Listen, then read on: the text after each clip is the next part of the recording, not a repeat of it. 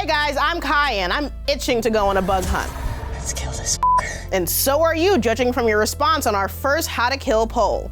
Well, slow down, Space Marines, because I guarantee you've never tangled with anything as deadly as a Xenomorph. These adorable little critters are the ultimate killing machine. You still don't understand what you're dealing with, do you? Perfect organism. Its structural perfection is matched only by its hostility. And I think they're pretty darn cute. But they're still a long way from being domesticated, and if you ever find yourself lost in space with no one to hear you, instead of screaming, just remember my guide on How to Kill Xenomorphs. Since their debut in 1979, we've seen dozens of different Xenomorph specimens, which makes it hard to get clear data on their weaknesses. Thanks to their unique life cycle, the Xenos adopt aspects from their host's DNA, meaning no two aliens are exactly alike. But most of the examples we've seen have a human mommy or daddy.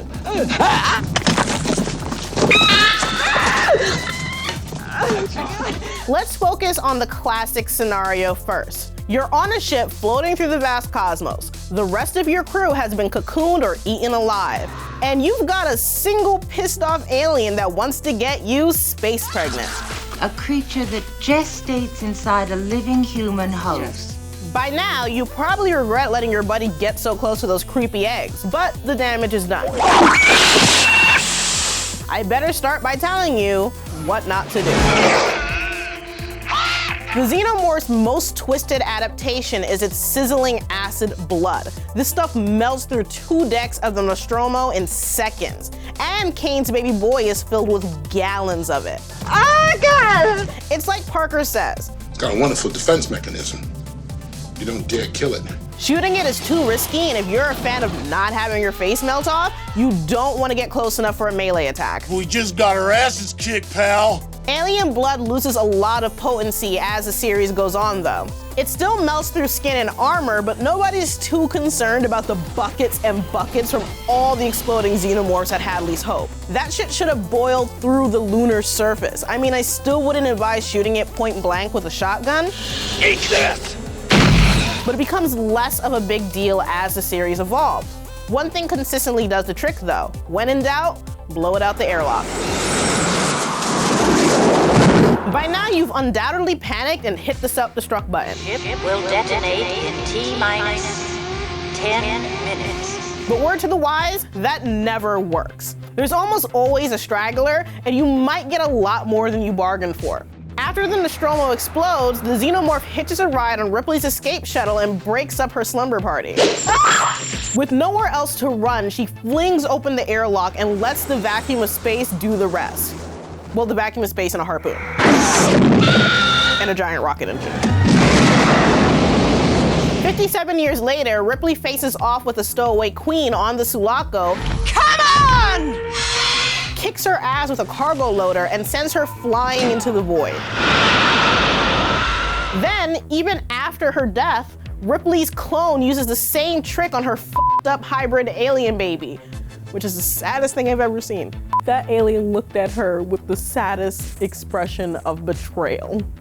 The newborn is strong enough to kill a queen with its bare hands, and it punches holes through human skulls like they're Play-Doh. But it's still not strong enough to defeat rapid decompression or the betrayal of its mother. The clone Ripley uses her own acid blood to melt a teeny hole in the window, which sucks the newborn out in a disgustingly drawn out death.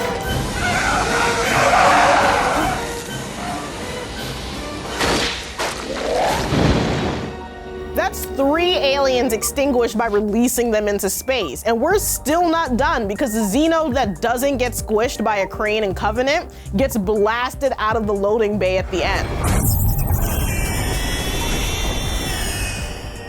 By this point, it's an accepted staple of the series, but it's not always the most practical method. You could be, you know, on the ground for one. And besides, the vacuum of space isn't even enough to exterminate an alien. As far as we know, Xenomorphs don't need to breathe. That original 1979 alien might still just be like out there floating in space alone with nobody around to horribly murder for millions of miles.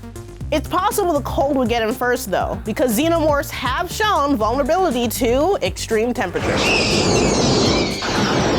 Flamethrowers are one of the series' most iconic weapons. They're used throughout the movies, but when it comes to full-grown Xenos, they don't really do much damage. The big guys are too fast and durable, but fire is a solid deterrent and excellent choice for roasting facehuggers and frying eggs. In Alien 3, Ripley and her sweaty prison friends dump gallons of molten lead over the four-legged xenomorph that's been terrorizing the colony, and that just pisses it off. But after a freezing cold shower from the fire sprinklers, it explodes in an eruption of gore. The extreme thermal shock shatters the Xeno in a million pieces, kind of the way ice cubes crack when you pour warm water over them, only with gallons of acid guts. You need a working knowledge of thermodynamics just to take down a single alien. So God help if you're faced with a full-on infestation, right? Well, not exactly, because Xenos have a surprising weakness in numbers. There seems to be a direct correlation between the number of xenomorphs scampering about and how hard they are to kill. In other words, a lone wolf Xeno is tougher than Jason Voorhees, but the more they are, the quicker they fall. In the first Alien, one unkillable monster chomps through a whole spaceship crew.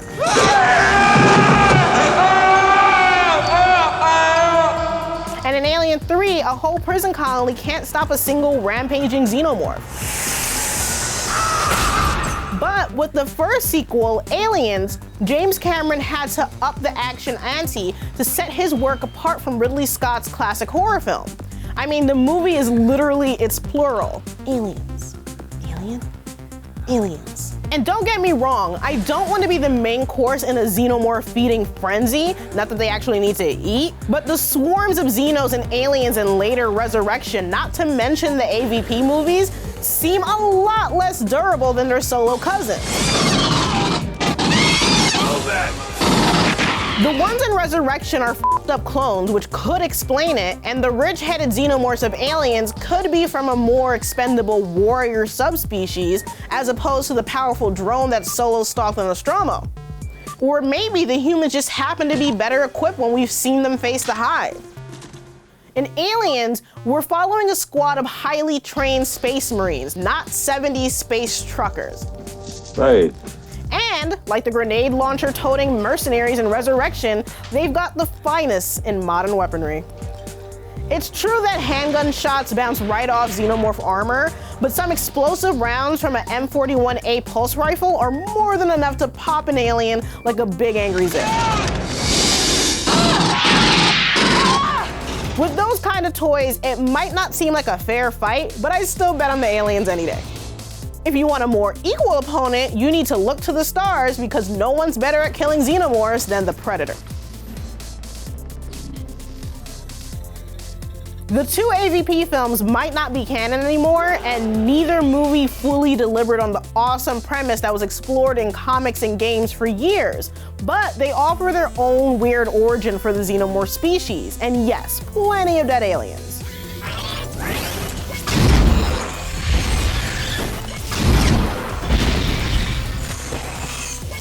In AVP, the Predators have been hunting aliens on Earth for thousands of years. They're the ultimate prey for their hunter culture.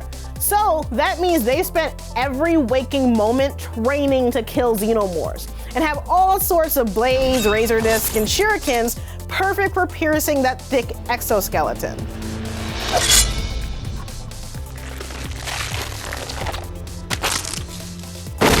Not to mention freaking lasers. These movies are set in the 2000s and aliens are just dropping left and right from regular ass guns. The Queen in the first movie just falls into the ocean. But at least a Predator alien needs a tactical nuclear strike to finish him off. The Xenomorph is supposed to be a uniquely horrifying terror. It's supposed to be something strange and unfamiliar, something alien. It works best as a single foil for a dwindling cast of dead meat, but when you're faced with so many, they kind of stop being special. And the AVP films dilute the threat down to one step above the Putty Patrol. Granted, this stuff is pretty much non-canon now, so take it with a grain of salt. But no matter what the origins of the aliens are, whether it's predators, space jockeys, or a Michael Fassbender robot with too much time on his hands, whoever made the Xenomorphs, I'll give them one thing. They made them pretty dang tough. Hey guys, thanks for watching. My first Alien movie was actually AVP, and I've been in love with the cute little baby Xenos ever since. I want to know what your first Alien experience was. The original movie, the games, Prometheus? Leave a comment, and as always, please subscribe to Now This Nerd.